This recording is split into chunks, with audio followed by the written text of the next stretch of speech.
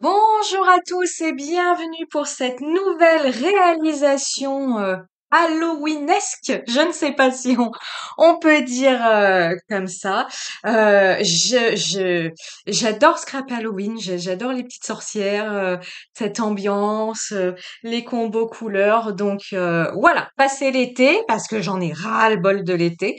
Je me suis dit on va passer à Halloween. On va commencer gentiment à engager le mouvement d'Halloween, notamment avec la réception, vous l'avez peut-être vu sur ma vidéo unboxing de la Fée du Scrap, hein, avec la réception de la nouvelle collection de Holland Create, hein, les petites poupettes de Janet Klein.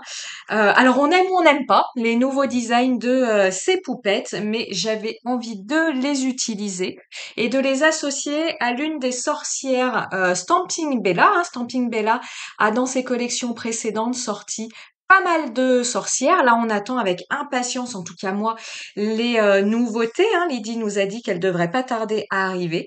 Mais j'ai utilisé une sorcière d'une ancienne collection que je vais associer avec une petite poupette, en tout cas un petit jeune homme, pour cette carte spéciale Halloween. J'ai réalisé un fond de page aux poudres Magicals, poudre issue du set Enchanted Forest, c'est la Dragonfly de nain, je sais pas comment on dit, bref, hein, vous avez l'habitude de mon accent anglais.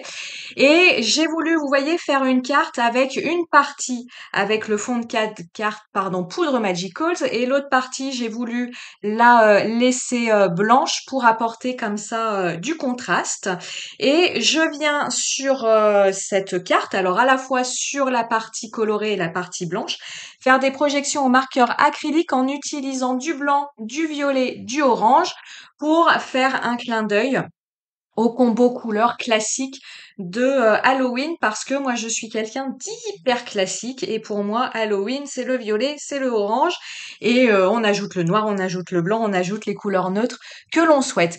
Voilà cette sorcière. Alors pourquoi j'ai choisi cette sorcière? Premièrement, je ne l'avais jamais mise en couleur et puis pour la petite information, vous savez, moi je m'inspire souvent de ce qu'il y a autour de moi pour faire mes réalisations. Eh bien pour Halloween, figurez-vous, j'ai exactement ce costume-là de sorcières pour accueillir les enfants du lotissement au moment de distribuer les bonbons et au moment de faire la tournée également du lotissement. Donc j'ai voulu réaliser une carte que j'ai d'ailleurs déjà offerte à mon fils, ou une carte qui représente quand on va tous les deux faire le tour de lotissement, faire le racket annuel des bonbons. Voilà. Et puis j'aime bien la petite image de cette hot ball. C'est tout à fait moi, hein, faire le tour du lotissement. Bon c'est pas ma grande passion, donc on le voit hein, dans mes yeux là de cette sorcière. Elle est pas quand même au mieux de sa forme. Et puis par contre vous verrez le petit bonhomme, lui il est au taquet, il a le smile, il est vraiment content. Pour cette colorisation, une fois n'est pas coutume, je vais utiliser les marqueurs à alcool et j'utilise ici les graphites.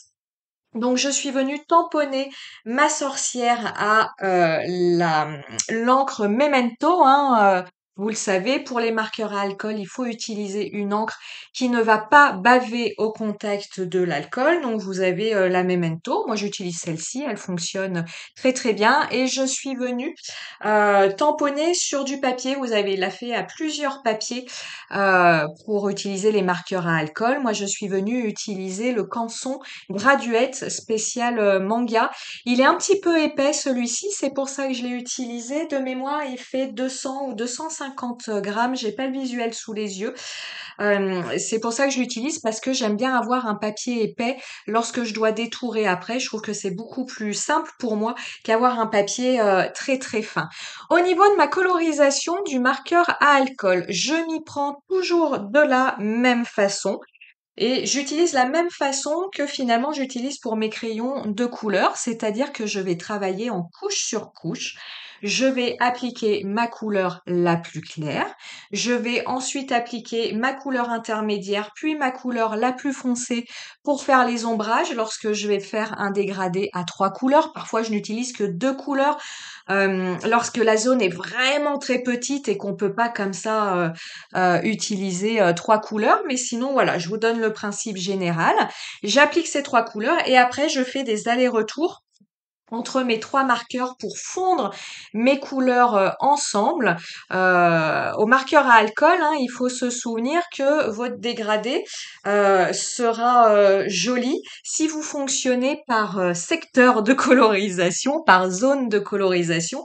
C'est-à-dire que vous pouvez vraiment dégrader vos marqueurs tant que l'alcool est encore humide à la surface de votre papier. C'est ce qui permet à vos pigments de couleur de se mélanger entre eux.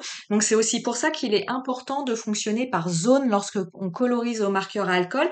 Et sur des petites zones, vous voyez, là, je suis pas allée mettre ma couche la plus claire de violet sur l'ensemble de la robe de ma sorcière parce que, après, lorsque j'aurai travaillé le haut de sa robe, le bas, l'alcool du bas de sa robe se serait évaporé et j'aurais eu beaucoup de difficultés à avoir un dégradé sympa.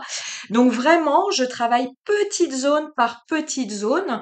Je fais des délimitations arbitraires, hein. Là, vous voyez, là, c'est le balai qui a délimité. J'ai fait le haut du chapeau. Après, j'ai fait l'ourlet du chapeau. J'ai pas le nom.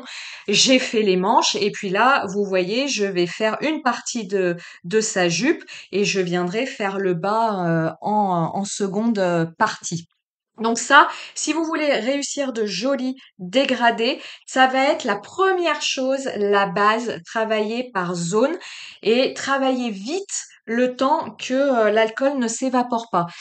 Je vous dis de travailler vite le temps que l'alcool ne s'évapore pardon. Ça signifie aussi que marqueur à alcool, c'est la même team que l'aquarelle, c'est-à-dire que lorsqu'il fait chaud, ça va être compliqué à travailler parce que tout simplement l'alcool va très vite s'évaporer et pour les raisons que je vous ai avancées, les dégradés vont être compliqués à réaliser. Donc réservez le marqueur à alcool aux périodes où il fait plus frais que ce qu'on a connu cet été, ou alors vous avez la chance d'avoir une pièce fraîche, et là, il n'y a pas de souci. La deuxième chose sur laquelle je veux attirer votre attention, vous allez voir lors de ma colorisation, vous allez le voir là, je l'ai fait pour le chapeau, je vais continuer pour la jupe. Lorsque vous venez blender vos couleurs, lorsque vous venez mélanger, réaliser votre dégradé, je vous le dis, utilisez vos trois couleurs. Donc ici, j'ai décidé d'utiliser du violet. Donc j'ai un violet très clair, un violet intermédiaire, un violet foncé. Et vous allez à chaque fois utiliser la couleur la plus claire pour venir mélanger, réaliser votre dégradé. Donc cette couleur la plus claire, vous allez la passer sur l'ensemble de votre dégradé pour rapporter de l'alcool. Pour après, si besoin, venir intensifier une zone, venir rajouter de la couleur intermédiaire, de la couleur la plus foncée. Mais c'est votre marqueur le plus clair qui va vous servir à apporter des couches, apporter des couches, apporter des couches d'alcool finalement pour venir réaliser votre dégradé. Ne faites surtout pas ça avec, et c'est là où j'attire votre attention, avec le blender, le marqueur zéro. Le marqueur zéro, c'est un marqueur où il y a juste de l'alcool. Ce marqueur, il a pour utilité de venir éclaircir une zone. Donc ce marqueur, je viens l'appliquer en dernier lieu, là où je veux que mon dégradé soit le plus clair. Et bien une fois que j'ai réalisé mon dégradé, une fois que j'ai un résultat qui me plaît, là où je veux éclaircir ma zone, je viens passer un petit peu de blender, mais je ne viens surtout pas passer le blender sur l'ensemble de ma colorisation. Pourquoi? Parce que le blender, il va venir éclaircir votre colorisation. Donc, si vous le passez sur l'ensemble de votre colorisation, eh bien, il va tout éclaircir. Même l'endroit que vous voulez être foncé ou vous voulez un ombrage. Donc, surtout, ne blendez pas avec le blender. C'est là où, voilà, il y a un abus de langage. Mais apportez de l'alcool dans votre dégradé avec votre marqueur le plus clair et gardez le blender pour apporter des zones de lumière pour venir éclaircir votre dégradé. Le blender va avoir une seconde utilité, toujours dans la même idée. Si à un moment vous débordez, eh bien vous allez venir là où vous avez débordé, passer votre blender autant de fois qu'il est nécessaire pour effacer là où vous avez débordé. Il faudra d'autant plus de couches de blender que vous allez être sur une couleur foncée et notamment ici sur mon violet foncé par exemple On n'arrive jamais à un effacement total de son erreur, mais on arrive avec persévérance et en passant plusieurs couches, on arrive quand même à bien, bien atténuer sa petite erreur si on a dépassé. Donc vraiment, le blender, gardez dans l'idée qu'il va venir aspirer la couleur que vous avez déposée au préalable sur votre papier. Donc, si vous voulez un endroit foncé et que vous passez du blender par-dessus, bah, vous allez le voir, la zone, elle va massivement s'éclaircir et bah, vous allez être pas trop content si c'est pas ce que vous vouliez. Donc, on garde en esprit, le blender, il est là pour enlever de la couleur, il n'est pas là pour mélanger votre dégradé. Je vous ai fait que la colorisation de la sorcière, puisque le petit bonhomme, j'ai juste fait des petites touches de violet pour ombrer son costume de momie. J'ai gardé le principal en blanc, et puis j'ai gardé le même combo couleur peau. Vous avez tout ça en descriptif de la vidéo, donc j'ai gardé le même combo couleur peau, que ce soit pour la sorcière et mon petit bonhomme. Je viens les coller tous les deux comme d'habitude avec ma tacky glue. J'avais envie, le petit côté blanc, de lui apporter un petit peu plus de relief, donc je suis venue lui appliquer un tampon. C'est un tampon fait du scrap de la collection d'Halloween de l'année dernière. C'est un tampon liseré comme ça, où vous avez plusieurs fois le mot Halloween qui a été répété. C'est pas aussi franc que je l'aurais souhaité parce que j'ai pas mis assez de tout simplement d'encre sur mon tampon, mais voilà, ça apporte un petit peu de détails et un petit peu de détails cohérents avec le mot Halloween. Mon titre, je l'ai fait deux fois. Tout simplement parce qu'au début, je l'avais tamponné sur un fond blanc, tout blanc, et je trouvais qu'il faisait trop blanc par rapport à ma carte. Donc finalement, je suis revenue le tamponner sur ma chute de papier où j'avais fait mon fond poudre Magicals.